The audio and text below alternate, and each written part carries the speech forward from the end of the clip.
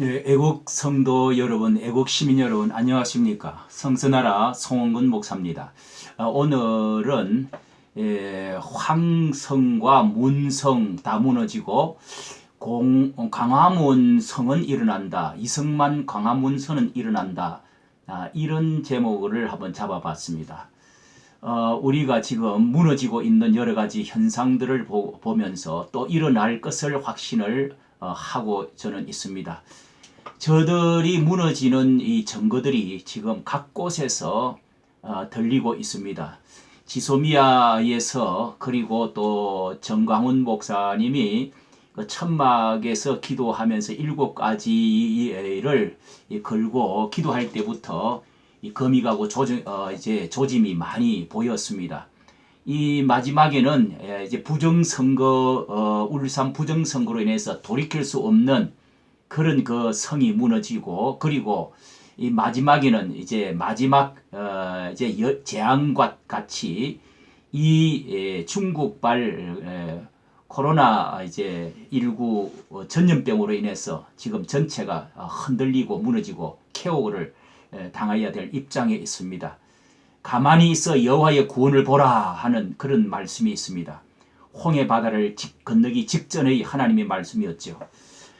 뿐만 아니라 지금 이렇게 서울이 들썩거리도록 하나님께 기도했던 그런 기도의 부대들, 예배의 부대들이 하나님께 상달이 된 줄로 압니다. 그런데 이번에 이렇게 해서 그 바벨성이 마지막 이 마귀가 온갖 귀신의 처소 그런 장소, 그것이 무너지는가 했더니 이번에 이제 또 이 미래통합당 그 한교안 지도자로 있던 그런 자리가 지금 무너지는 소리가 지금 아주 크게 들리고 있습니다.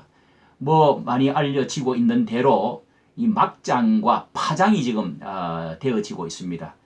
이 공천 파동으로 인해 가지고 그런 그 막장의 그 파멸 소리가 들리고 있는 것입니다. 거기다가 또 다른 길이 없다고 해가지고 김종인 그 이제 80 그 좌파 성향에 있는 사람을 또 모시고 오려고 지금 이렇게 한다고 하는 것입니다. 아주 그것이 과거에는 통할 줄 알았지만은 지금 그게 가능이나 하겠습니까? 개헌 저지선이 이렇게 되어지지 않으면 어떤 지금 일들이 일어날지 우리가 걱정을 하는 가운데 또 이런 그 공천 파동 내용들이 몇 가지만 살펴봐도 도무지 이해할 수 없고 가만히 있을 수 없는 무서운 문제들이 그 속에 들어 있었습니다. 이 북한을 접촉했던 사람, 찬양했던 사람, 그런 사람을 영입을 하고 거기다가 안동의 보수 핵심 자리에다가 김형돈 변호사를 단독 추천을 이렇게 하고 좌파 인사를 하고 전략 공천을 하고, 그리고 김미균이라고 하는 34살 먹는 그런 그 이제 젊은 여자를 전략 공천을 해가지고 뭐 양딸이니 어쩌니 하면서 지금 그렇게 해다 놔놓고 먹고 튀는 쌓아놓고 도망가는 그런 이런 일들이 벌어져서 또 김형호의 양아들 어쩌고 하는 사람도 있고요. 정교조에 이렇게 깊이 관련되어 있는 사람도 있고, 서초갑의 그 윤호섭이라는 그런 그 이제 공천도 아주 문제가 많이 있다고 합니다. 이런 일들을 해다 놓고 뭐 세작이 있느냐, 간첩을 그 안에 심어놓지 않냐, 이런 말까지 지금 들릴 지경으로 참 가관이 아닙니다. 가관이 이것이 과연 우리가 우파가 지금 기다리고 있었던 것이냐, 분노를 지금 폭발들을 하고 있습니다. 이렇게 이 나라를 우리가 세우기 위해서는 성경적으로 저는 이 여리고성을 많이 묵상하고 처음 유튜브 올릴 때 거론을 많이 저는 했습니다. 그렇습니다. 우리가 여리고성이 무너져야 그 나라를 세울 수 있는 첫 성이 가장 견고하고 가장 강한 성, 인간으로서는 도무지 전략으로서는 군사의 훈련과 숫자로서는 도무지 이룰 수 없는 그런 그 성이 버티고 서 있었던 것이 이 여리고 성입니다. 여리고 성에 이것을 무너뜨리기 전에는 결코 그 이스라엘 나라가 40년 광야를 지나고 하나님이 약속한 젖과 꿀이 흐르는 땅을 세울 수가 없다는 그런 것입니다. 그래서 그 앞에서 견고한 성 앞에서 겁을 먹고 있는데 바로 이 성을 저도 성지순례를 가보니까요. 광야를 계속 이렇게 올라간 다음에 그런 다음에 첫 말하자면은 이스라엘 백성 40년이 광야 생활을 하고 마침 그 앞에서 모압 산에서 이제 내려다 보면은 요단강을 건너 저쪽에 푸른 이 나무들이 들판이 보이고 그리고 또 그 요단강을 바로 건너서 여리고성에 딱 보니까 여리고 안에 이제 물이 풍부하고 숲이 이렇게 막 보이는 것입니다. 얼마나 그들이 40년 동안 젖과 꿀이 흐르는 그런 그 생각이 그들의 눈에 들어와서 기뻤겠습니까? 그런데 그 견고한 성이 가로막고 있단 말이죠. 그런데 하나님은 너희들이 6바퀴를 매일마다 아침 일찍이 온 그 백성과 유사들과 군사들과 제사장들이 앞서가지고 그렇게 해서 백성들이 한 바퀴씩 돌아라. 6바퀴를 매일 하루에 한 바퀴씩 6바퀴 돌고 마지막 날에 7바퀴를 돌면 그러니까 13바퀴를 돌고 마지막에 함성으로 무너져라 외칠 때 그렇게 하면은 무너진다는 것입니다. 그 여리고성이 지금도 발굴자들이 그렇게 해서 무너졌습니다. 무너지고 발굴자들이 지금 그렇게 발굴을 해놓고 있지 않습니까? 이것이 강화문의 위력이라고 저는 생각합니다.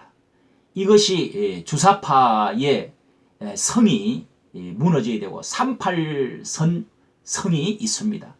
또 기독교 사회주의자들의 성이 있습니다.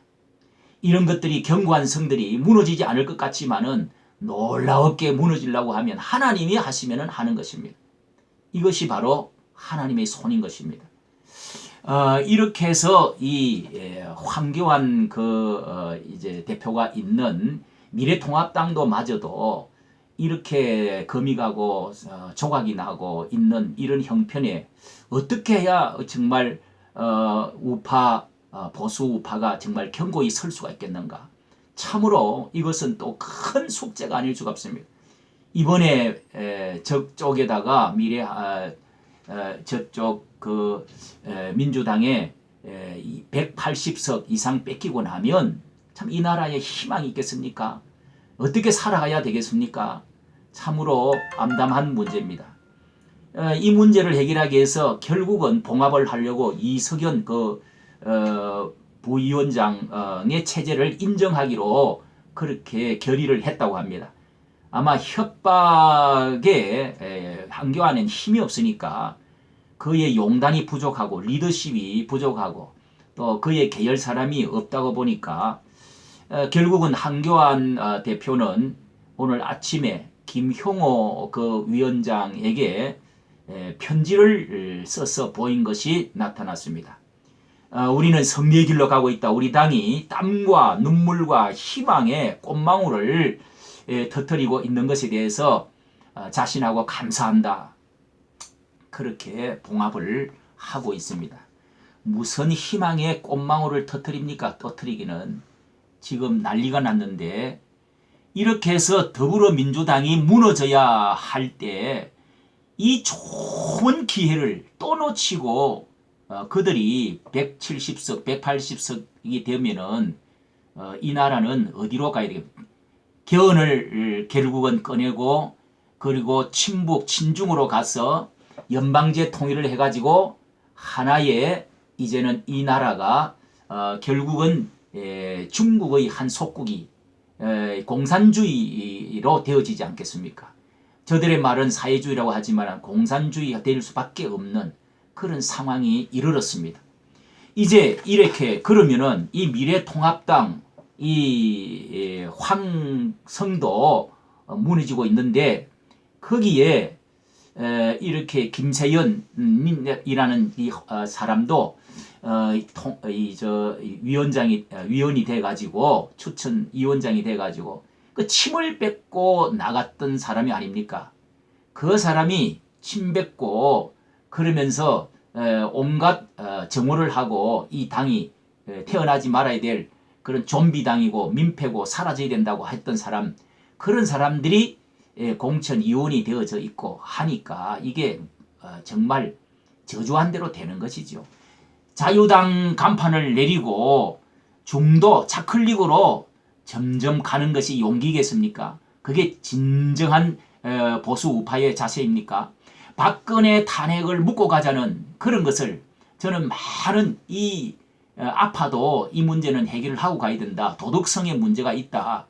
그리고 김무성, 김성태 이런 유승민 이런 사람들이 다시금 들어오고 또다시 받아들여가지고 이 오늘 사단을 만들어 놓고 인기의 투표는 더욱더 저하되어지고 정광훈 목사를 뿌리친 것, 멀리한 것, 그러면서 세보수라고 하는 사람을 받아주고 이름마저 바꿔버리는 것, 이런 결과가 앞으로 어떤 결론을 가져올 수 있을지 오늘 이렇게 이 문제가 일어난 것입니다. 송철주 울산 이제 부정선거 그리고 우한 폐렴 이것으로 인해서 이 문재인이가 지금 거의 다 무너지는 마당에 이런 빌미를 주고 지금 기회를 놓치고 있는 것입니다. 이 김형호와 자익 세력 사람들을 공천으로 해놓는다는 것, 이 파동 사태로 모든 것이 무너지고 있습니다. 이 김미균 이 강남병을 이렇게 단독 추천을 했다는 것, 이런 것이 정말 참 보수를 얼마나 또 개돼지를 보는 것인지. 그러면은 그 대안으로 어떻게 해야 될 것인가? 어느 것이 해결의 길이 있을 것인가? 저는 한 가닥의 희망을 갖는 것이 있습니다. 미래통합당의 간판을 던지고 신실한 참 보수 우파를 가지고 있는, 그러면서 작지만은 뭉쳐있고 작지만은 확실하고 능력이 있고 또 조직화되어 있는 이 전광훈 목사, 강화문의 성을 다시금 세우는 것입니다. 자유통일당으로 오는 것입니다.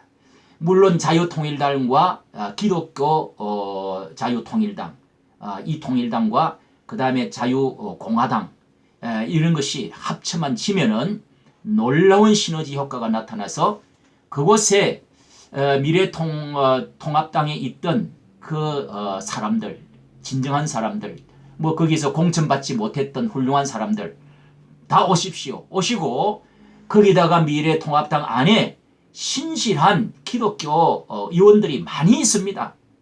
김진태, 또 홍문종, 안상수, 뭐 그 안에도 40%가 되는 기독교인이 있습니다.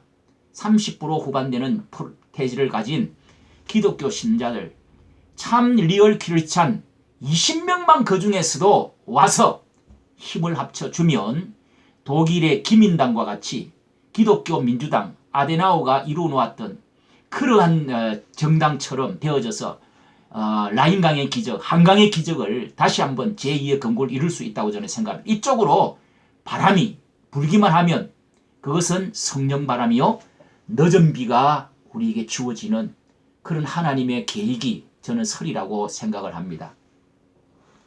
배가 침몰하는 이런 그 미래통합당, 그쪽에서 절반을 타작을 못한다 할지라도 이쪽에서 옮겨 타면 됩니다. 거기서 미래통합당이 세월호가 돼가 자빠진다 하더라도 다시금 배가 세워질 수 있는 것은 이 광화문 세력, 광화문 성을 일으키는 것입니다. 이성만 광화문의 성을 일으키는 것입니다. 자유통일당과 자유공화당이 다시 힘을 합쳐서 재건해서 여기서 못해도 30석, 40석만 되어지면은 이 모든 것을 보완을 시킬 수가 있습니다.